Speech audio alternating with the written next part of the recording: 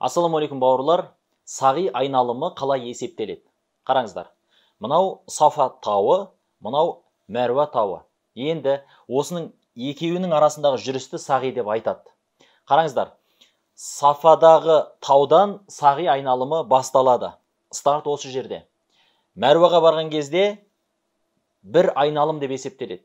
Ал Мәруадан Сафаға қайтқан кезде екінші айналым деп саналады.